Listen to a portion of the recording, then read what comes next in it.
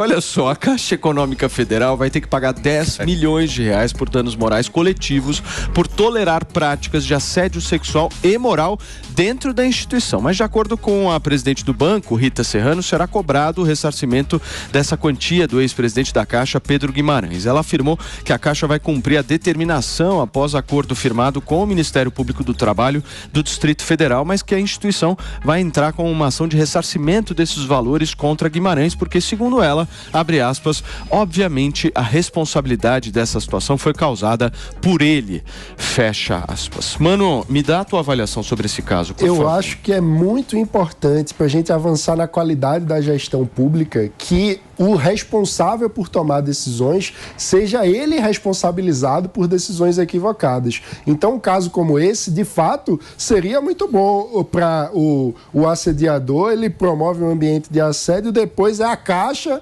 que paga a conta e ele fica em casa muito confortável. Então, eu acho que realmente quem é responsável que precisa pagar, porque senão somos nós que pagamos a conta. Quando passa para a Caixa, caixão estatal, é o pagador de imposto que paga a conta. Então tem que responsabilizar o indivíduo que promove comportamentos inadequados, corrupção, todos esses casos. Agora, você vai defender o Pedro Guimarães, Pavanato? Não, eu acredito que se realmente houve assédio, a pessoa deve ser responsabilizada sim. O problema é que hoje em dia está se generalizando e se relativizando o que é assédio. Hoje em dia o cara deu uma piscada, ele é assediador. O cara falou qualquer coisa, ele é assediador. E aí a gente tem que saber ter esse tipo de filtro. Porque se a gente começa a relativizar o que é assédio, quem realmente foi assediada acaba perdendo o efeito aquilo que essa pessoa fala. E na nossa sociedade, cada vez mais, o homem ele tem sido limitado em sua possibilidade de até mesmo conversar com a mulher, tem medo de falar com ela, porque tudo está virando assédio. Agora, nesse caso em específico, se realmente houve assédio, acho que ele deve ser responsabilizado exatamente para o pagador de imposto não ser responsabilizado no lugar dele. Quem cometeu a falha, que seja responsabilizado. O que foi, Antônia? Pavanato, você tem quantos anos? Oi? 13.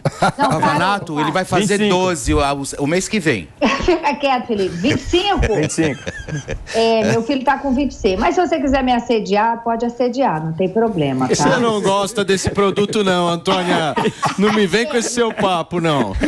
O teu negócio é Paulo Musi pra cima. Não, eu não tenho muito critério. No caso do Pavanato, já tudo bem. Ó, deixa eu contar uma coisinha pra vocês, na minha opinião, em relação ao Pedro Guimarães. É muita gente denunciando esse senhor. Eu acho que a única forma da gente entender se isso aconteceu mesmo é buscando o histórico de cada pessoa que o acusa de assédio, né? Aí a gente vai cair onde o Pavanato está falando, se realmente houve assédio ou não. É pelo histórico de cada um que tá de cada uma. Antônia, mas você está falando para investigar a vítima no lugar de investigar o assediador? Não, peraí. Para se chegar a uma conclusão se houve assédio ou não. Porque quando teve a transição de governo, e eu estava muito próxima de todo mundo, tinha pastas que era completamente tomada por esquerdista radical, por gente que estava disposto a matar a mãe para prejudicar o governo do Bolsonaro. É isso que tem que ser visto, tá? Por uma questão de justiça. Ponto. E tem casos, por exemplo, do Márcio Smelling, que, aliás, eu sou contra o Márcio Smelling, tem um pensamento de esquerda, mas que parece que com o decorrer do tempo a história inverteu, né? Era uma coisa, ele era... Eu acho que o que a Antônia está dizendo é que é difícil fazer isso, né? Mas seria uma investigação da quantidade de vezes que possivelmente esta vítima tenha mentido em algum determinado caso. Aí, obviamente, cria uma certa descredibilidade. Não, mas o histórico também, o histórico vai em rede social, porque tem gente que, assim... Tem que ver o histórico do Pedro Guimarães também, Lula, né? defende o governo de esquerda e vai contra todo mundo.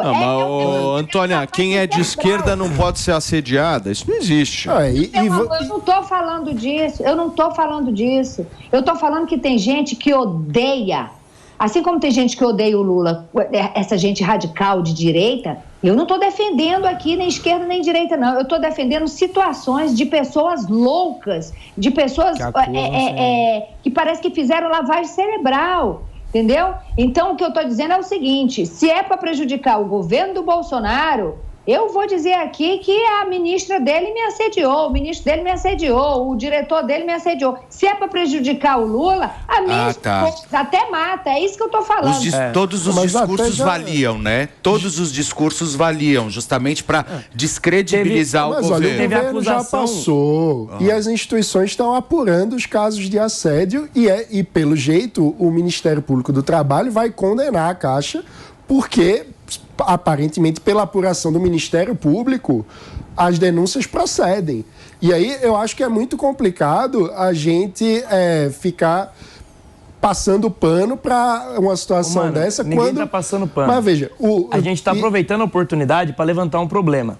Você tem apenas 30% das acusações de estupro, elas são realmente verídicas. Você tem um caso, por exemplo, público e famoso. Para não alavancar a acusação de assédio. Mas são coisas próximas. Você tem a questão do Marco Feliciano, que aconteceu, que a Patrícia Leles acusou ele de estupro. Sim. E você tem uma prova de que ele não estava no lugar onde ela disse que ele estava naquele momento. A imagem dele já tinha sido totalmente afetada, prejudicada. Então você tem essa banalização do que é assédio, banalização do que é estupro. E daí, quando a mulher ela realmente é assediada e ela precisa de ajuda, as pessoas não dão crédito por conta dessa banalização. De coisas que essa moça fez, inclusive foi pega roubando lá fora, ela fica lá fora, infernizando a vida de todo mundo aqui, tá? Inclusive eu já fui vítima dessa moça.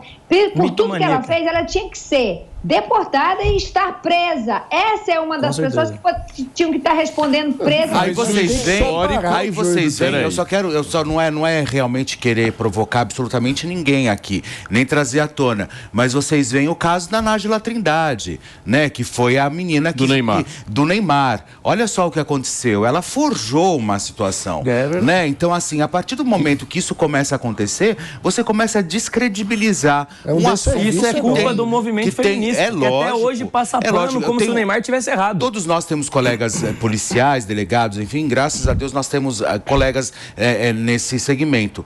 E muitos falam, Felipe, quando chega alguém com esse tipo de denúncia na delegacia, a gente tem que investigar o triplo para saber se realmente é verdade, para a gente não cometer Deixa eu falar uma coisa para vocês. Eu acho que vocês estão dando uma suavizada no Pedro Guimarães. Eu também tô Cá entre nós. Vocês estão dando aquela suavizada no Pedro Guimarães. Não, eu não estou dando suavizada em Pedro Guimarães, então, não. sabe por quê? Eu estou dando uma suavizada. Eu nem conheço, Mas há áudios do cara, entendeu? Não é que tem que investigar o cara para ver.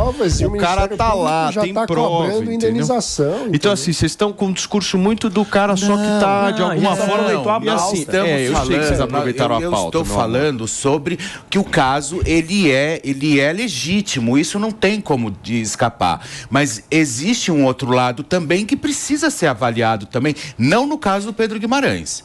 Do Pedro Guimarães nós sabemos, existem provas contundentes de que realmente aconteceu tudo isso. E isso aconteceu mesmo. E que seja punido e não saia do nosso bolso. E tá tudo certo. E tomara que seja punido. Eu quero mais é que ele seja. Agora, que a gente não pode simplesmente acusar e levar todo mundo pro purgatório quando vier esses assuntos, como fizeram com o Zé Maier, como fizeram com quase que o Neymar rodou, como fizeram também com o Márcio Smelling, que ainda está nessa balança, ninguém sabe ainda qual é o certo, qual é o errado. Então, ainda é muito precário, sabe? Agora, um complicador nesses casos, tanto do Pedro Guimarães como do Márcio Smelling, é quando tem uma relação de subordinação de trabalho, né? Porque aí se trata do chefe falando com os subordinados. Então, fica muito mais difícil para o subordinado negar investidas e a situação vai ficando muito mais complicada. Porque, você não quer se indispor com o seu chefe. Isso é natural. Né? Você quer manter uma boa relação.